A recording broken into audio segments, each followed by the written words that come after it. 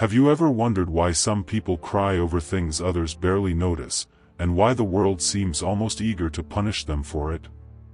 Why a single sentence, a quiet look, or a memory that resurfaces without warning can cause their eyes to betray them in public, at work, or in moments when strength is expected most? And what if the fear isn't that they cry too easily, but that society is deeply uncomfortable with what their tears reveal? From childhood, we're taught that control equals maturity, that emotion should be hidden, swallowed, managed quietly behind closed doors. So when someone breaks that rule, when tears appear without permission, it triggers something unsettling in us. Because crying doesn't just expose pain. It exposes truth. And truth, when it's raw and unfiltered, makes people uneasy. There is a quiet loneliness that follows people who cry easily, a loneliness that often goes unnoticed because it doesn't look dramatic. It looks like apologizing for having feelings. It looks like smiling while wiping away tears so others won't feel awkward. It looks like learning to cry silently so no one calls you fragile. Over time, many of these people start believing the story they're told about themselves.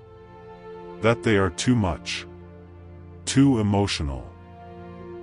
Too sensitive for a world that rewards composure and punishes vulnerability. But beneath that belief lies something far more complex, something rarely discussed honestly, because acknowledging it would force us to rethink what emotional strength actually means. The mind of someone who cries easily is not chaotic. It is not broken. It is often highly responsive, deeply perceptive, and painfully aware. These individuals tend to notice emotional shifts others ignore. They pick up on tension in a room before a word is spoken. They sense disappointment before it's admitted, sadness before it's confessed, danger before it becomes visible. Their nervous systems are tuned finely, like an instrument that detects the slightest change in pressure. This sensitivity isn't accidental. It's adaptive. It's the brain saying, "Pay attention.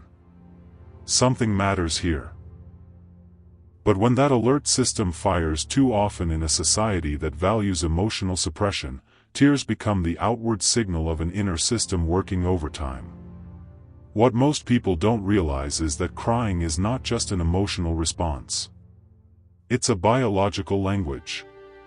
The body speaks through tears when words fail, when the mind becomes overloaded, when the emotional weight exceeds what silence can carry.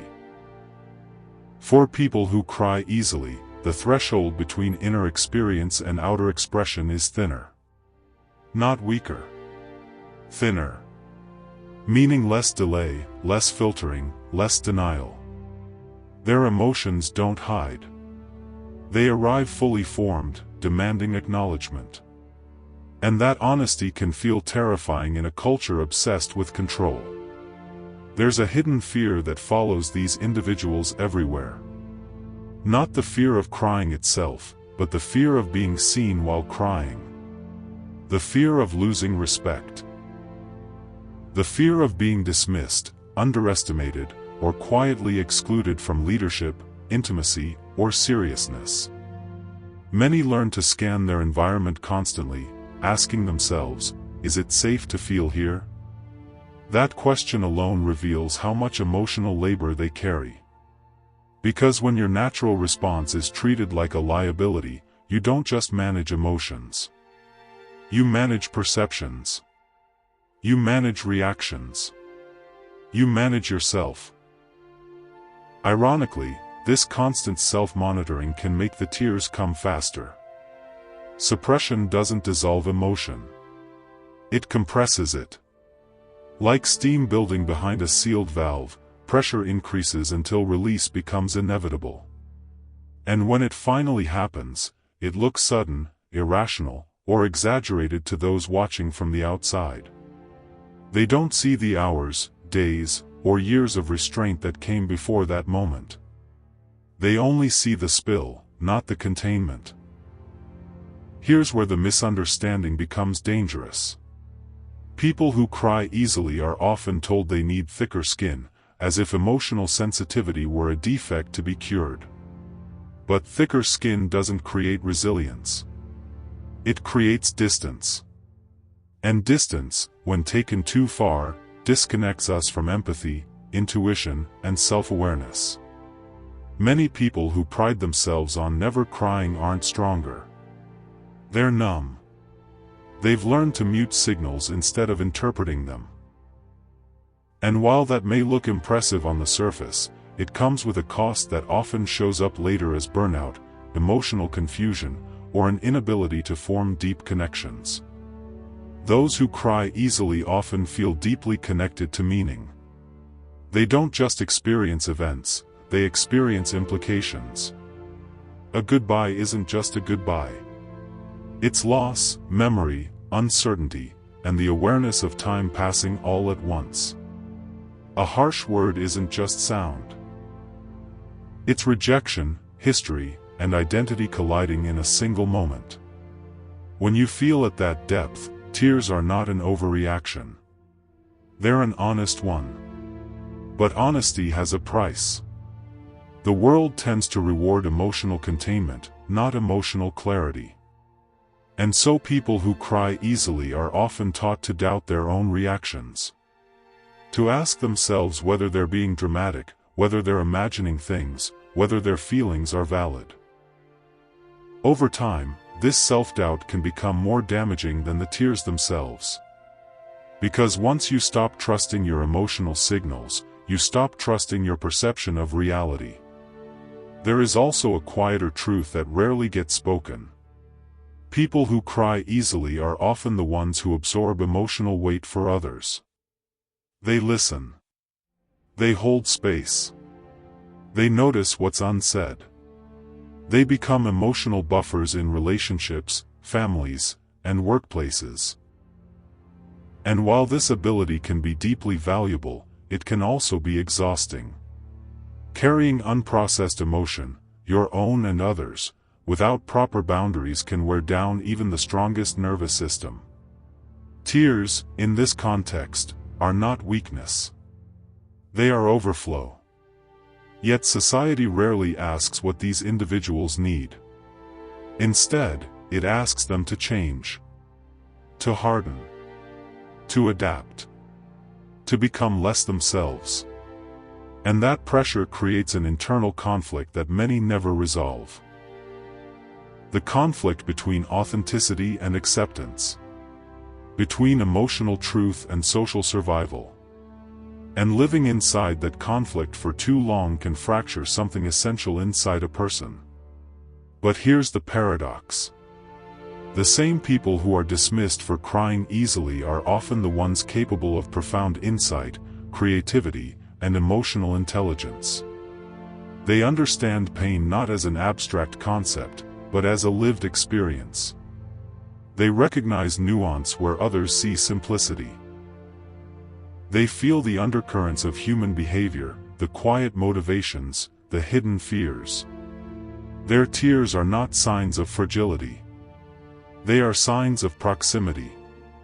Proximity to emotion, to meaning, to reality as it actually is, not as we wish it to be. The danger isn't crying too easily. The danger is growing up believing that feeling deeply is something to be ashamed of. Because when that belief takes root, people don't stop feeling. They stop honoring what they feel. And that disconnection can slowly erode self-worth, identity, and trust in one's own mind. What makes this even more unsettling is how early the conditioning begins. Many people who cry easily can trace their shame back to moments that seemed small at the time but carved deep impressions into their nervous system. A classroom where tears earned laughter instead of comfort. A household where emotion was met with irritation rather than curiosity. A relationship where vulnerability was used as evidence against them. Slowly, subtly, they learned that tears were not just a response, but a risk. And once the brain associates emotional expression with social danger, it begins to treat feeling itself as something to be managed, hidden, or preemptively controlled. This is where fear quietly enters the picture. Not dramatic fear, but a constant low-level vigilance. The kind that asks, what if I lose control? What if I embarrass myself? What if my emotions make me unlovable? Over time, this fear doesn't reduce crying. It amplifies it. Because the brain, sensing threat, increases emotional sensitivity as a protective mechanism. The very attempt to suppress tears becomes the fuel that feeds them. The body prepares for danger, and tears are one of its oldest signals that something inside needs attention. There's a psychological irony here that most people miss. Crying is often framed as a loss of control, but for many, it is actually the mind's last attempt to regain balance. When emotions are processed in real time, they move through the system. When they are delayed, judged, or denied, they accumulate. And accumulation creates intensity. By the time tears appear, they are not reacting to the present moment alone, but to everything that was never allowed expression before it. People who cry easily are often accused of living in the past, of being overly affected by memories, words, or experiences that shouldn't matter anymore.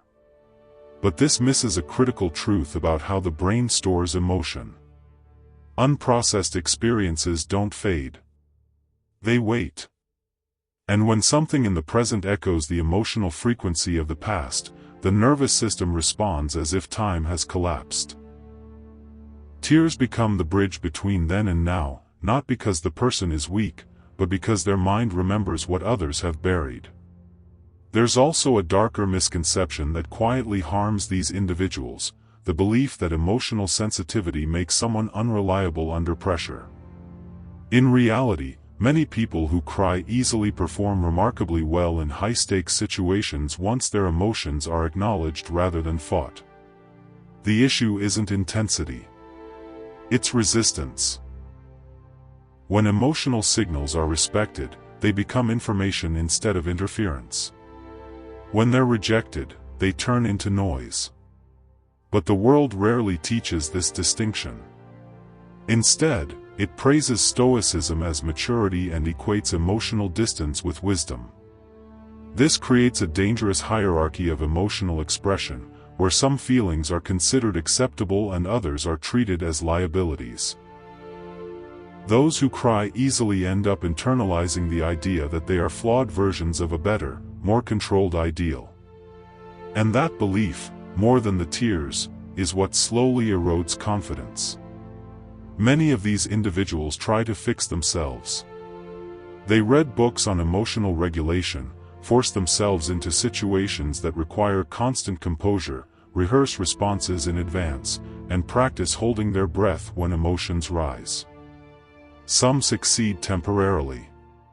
But suppression is not transformation. It's containment. And containment, without understanding, always leaks. The real shift begins when the question changes.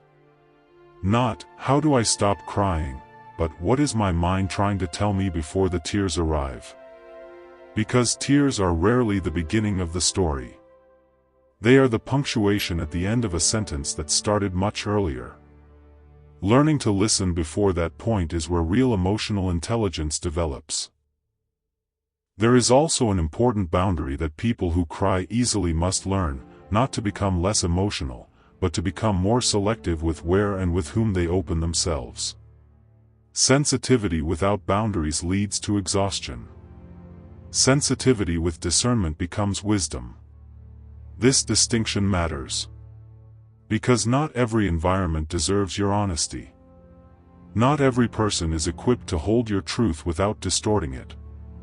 Crying easily does not mean you owe everyone access to your inner world. When individuals begin to understand this, something powerful happens. The tears no longer feel like betrayal. They feel like guidance.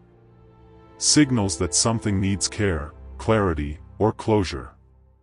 Over time, emotional responses become less overwhelming, not because they disappear, but because they are integrated.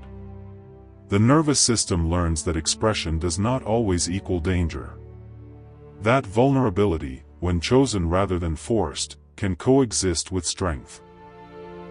The final truth is one that many people resist because it challenges deeply held beliefs. Emotional sensitivity is not a flaw to be eliminated. It is a capacity to be managed. Like any capacity, it can overwhelm when misunderstood or empower when respected. People who cry easily are not failing at emotional control. They are often feeling more than most and surviving in a world that hasn't taught them how to carry that depth safely. And perhaps the darkest truth of all is this: a society that shames tears is not protecting strength. It is protecting avoidance. Because tears remind us of what we'd rather not feel, not face, and not admit. They expose the fragile parts of being human that control alone cannot erase. And those who cry easily, whether they know it or not, are often standing closest to that truth. There comes a moment, often quietly, when people who cry easily begin to notice something unsettling. While they've spent years questioning themselves, doubting their reactions, and apologizing for their emotions, the world around them seems increasingly disconnected. Conversations feel shallow. Empathy feels performative. People talk about feelings, but rarely stay with them long enough to understand them.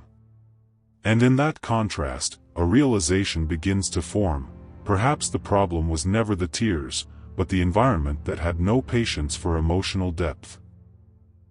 This realization can be disorienting. Because if crying easily isn't the flaw they were taught it was, then much of their self-criticism was misplaced. And with that comes grief. Grief for the years spent trying to become someone else. Grief for the moments they silenced themselves to make others comfortable. Grief for the version of themselves that believed softness was something to outgrow rather than something to protect.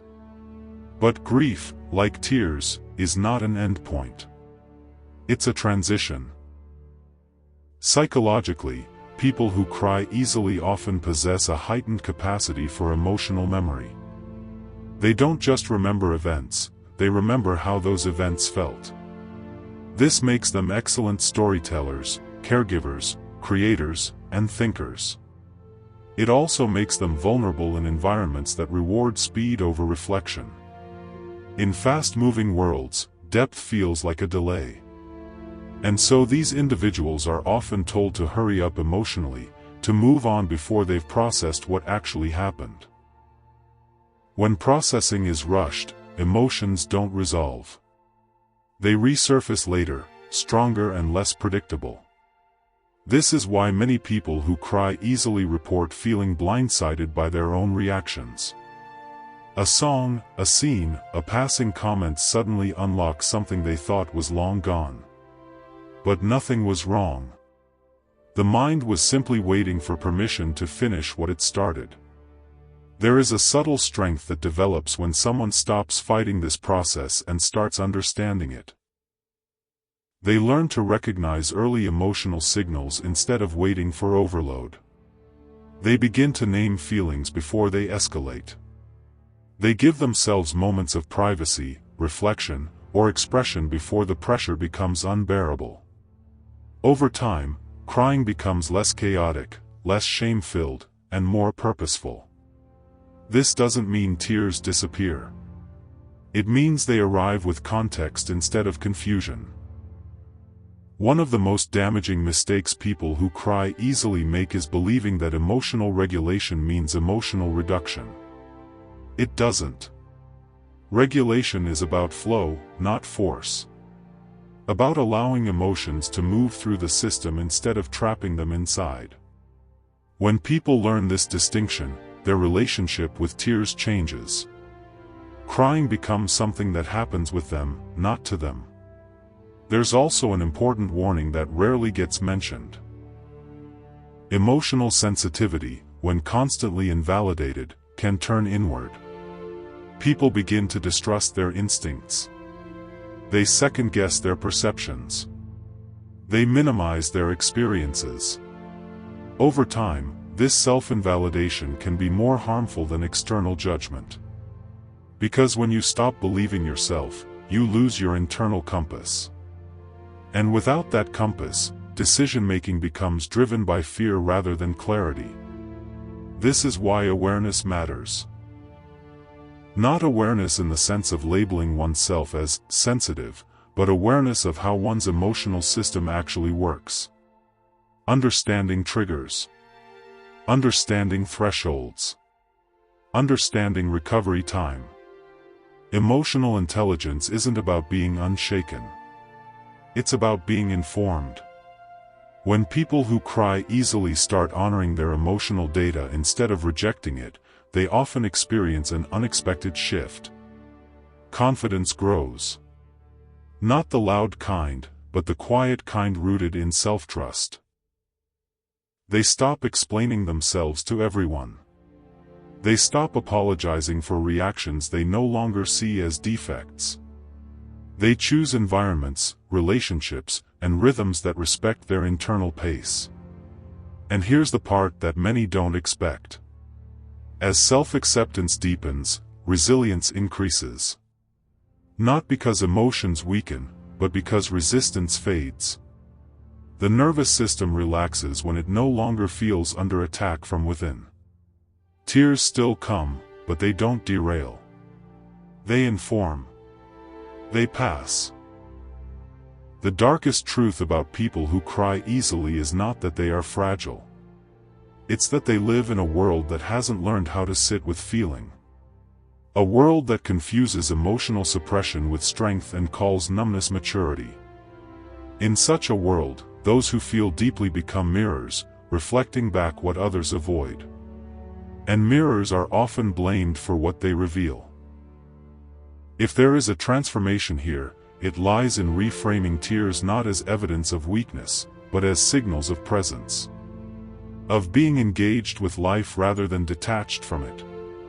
Of caring in a culture that often rewards indifference. Crying easily is not a failure of control. It is often a sign that the mind is still connected, still responsive, still alive.